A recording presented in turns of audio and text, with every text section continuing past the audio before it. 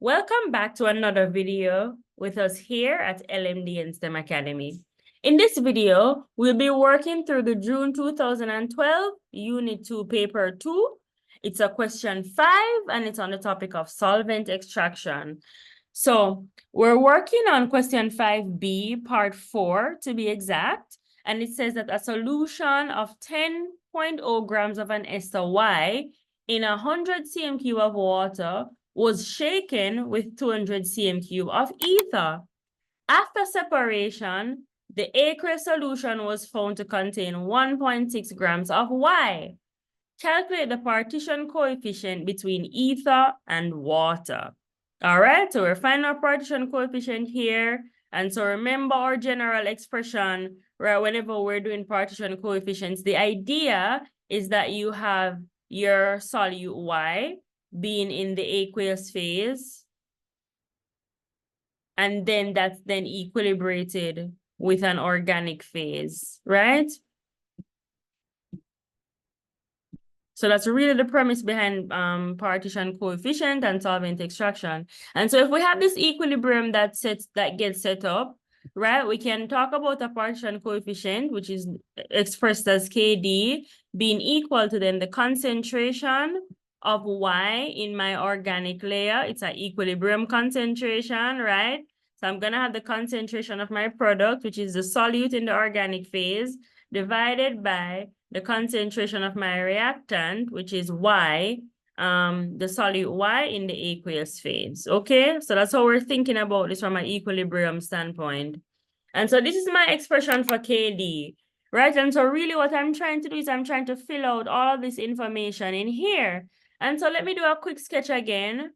So here's a sketch of my separatory funnel, right?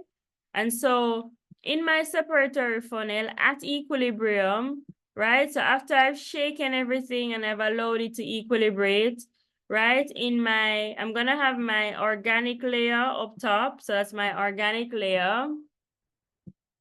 And then I'm gonna have my aqueous layer on the bottom. Remember, water is more dense than ether. And so the water layer, the aqueous layer will be the bottom layer. And the top layer will be my organic layer or my ether layer. Okay? And so what volume of aqueous layer did I have? I had 100 cm cube of water.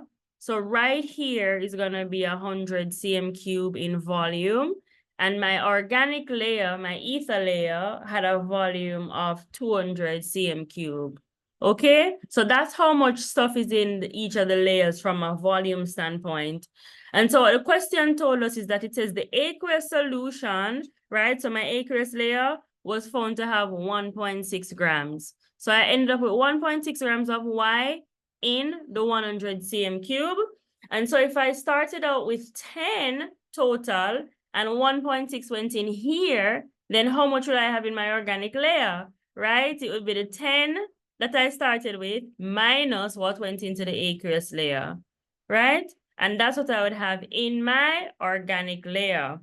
And so that turns out to be what? That turns out to be 8.4, right? So I'm gonna have 8.4 grams of my Y in the 200 cm cube, which is my organic layer.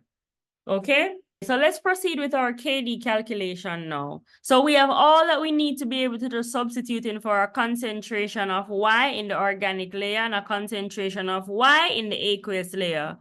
So based on my little diagram here, we know that the KD is going to be equal to 8.4. So this is my organic layer concentration, 8.4 divided by 200.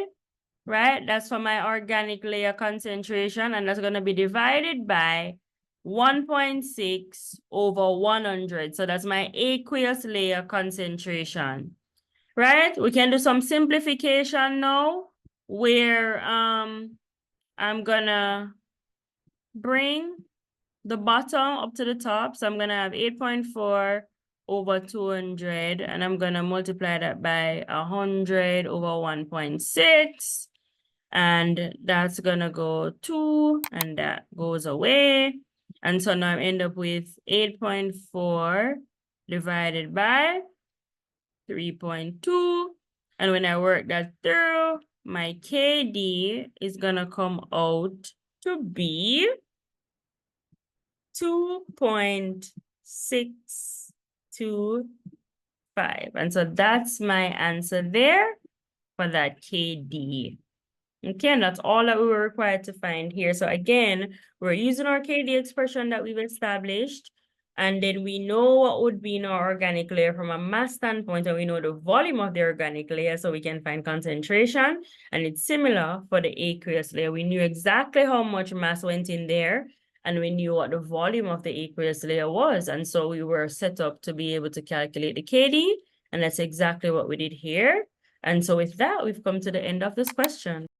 Definitely give this video a like, subscribe to the channel, and if you look on the left here, you'll see the next video up. And if you look on the right here, you'll find our Module 2 playlist with tons of interesting content that will be helpful in getting you prepared for your exam. So, thanks for watching, and we'll see you in our next video.